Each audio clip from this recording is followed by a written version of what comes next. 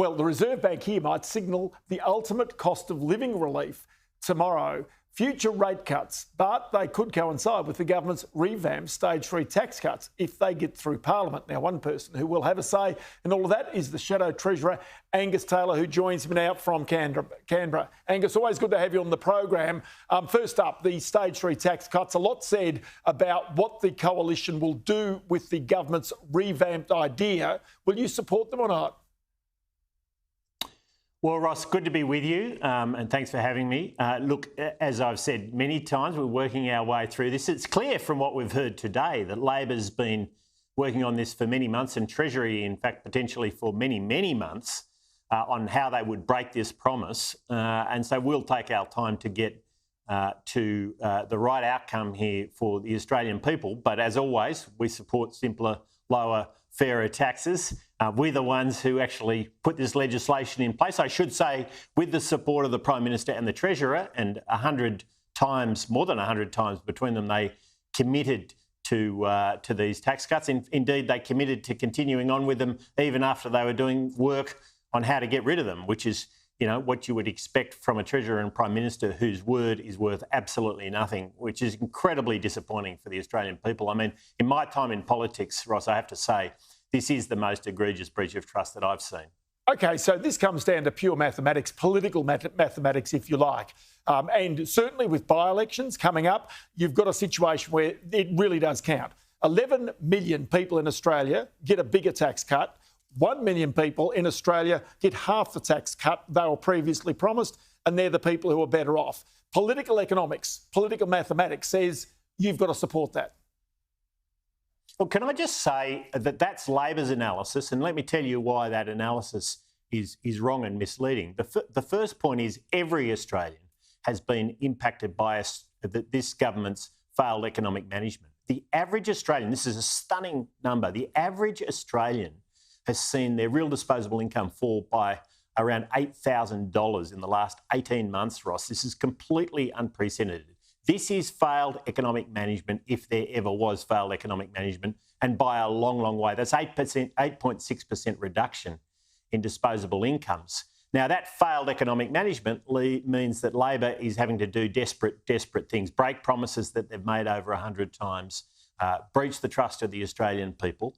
And that's why they are going down this path. The truth of it is that for any Australian family who's been hit with that kind of reduction of disposable income, and for those with a mortgage, it's a much bigger number, this won't even touch the sides. And that's the situation we're in. Now, meanwhile, they're ditching one of the few very, very positive examples of tax reform we've seen for a long time in this country. Tax reform that will encourage aspiration, will drive people and give rewards to people to invest, to take risks, to build their careers, to build their businesses. And Labor's decided they don't care about any of that. Managing the economy doesn't matter to them, but the Australian people are paying a high price for that. So we will continue to prosecute the case on how Labor should be managing the economy. And meanwhile, we'll come to a sensible decision on how to deal with Labor's failure as they put the legislation through the Parliament. So, Angus, I get you on what you say here about the failed promise. I get what you say about aspiration and wanting people to really have, a better aspirational tax system. I even get what you say about a simpler tax system. But the one thing I don't get is whether you, as a party, have the ability to communicate that to the public to be able to convince them that really politically it's the right thing to do and not the expedient thing to do.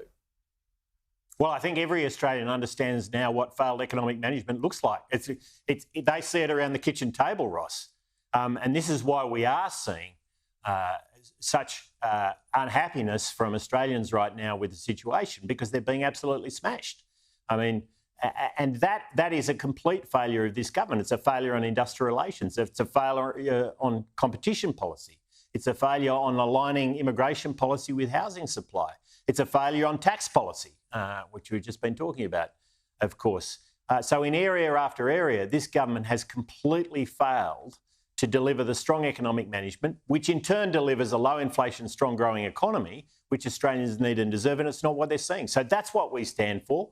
We'll work through this legislation. We've only learned about Labor's broken promise in the very recent past, years and years after this commitment was taken to 2 elections, not just one, Ross. And it seems some time after the government started working on how it was going to betray the Australian people. Can I add this, though?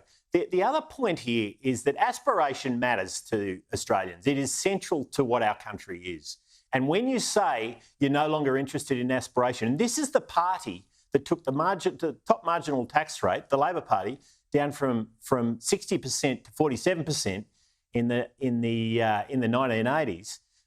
This is the party that has absolutely given up on aspiration. I mean, what Paul Keating and Bob Hawke did now seems to be completely irrelevant to them. They are playing zero-sum politics and zero-sum economics, and the only people that will ultimately pay the price for that are the Australian public, and they are paying a very high price. All right, one thing that you did agree with the government on was the reforms to the Reserve Bank, which under this new regime starts to make its decisions from tomorrow. Are you ultimately pleased with the outcome? And again, go back to the matter of communication. Are you satisfied that the Reserve Bank will have the communication skills to not confuse the public about interest rate policy?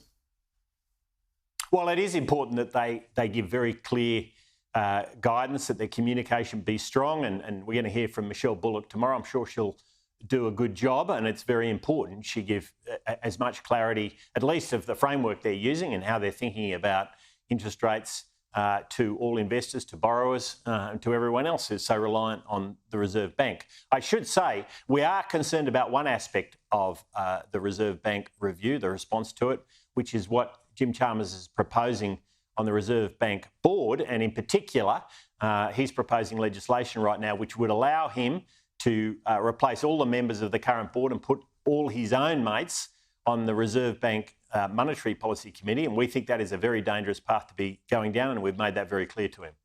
And just very quickly, one last thing. Interest rate cuts this year welcome by the Australian public if they do come. Well, sadly, we've got an economy that has almost stopped. It's shuddering to a halt. It's stopped. It's negative in terms of GDP per capita. So it may well be that we're going to need remedial action. But of course, we do want to see lower interest rates, but we're not going to see a reversal of the 12 interest rate increases we've seen under Labor. Yes. The hits to disposable incomes that have already occurred, they're not going to be reversed. And that is a really serious problem for the Australian people. And I've got to leave it there. Angus Taylor, always good to chat to you. Many thanks for your time today.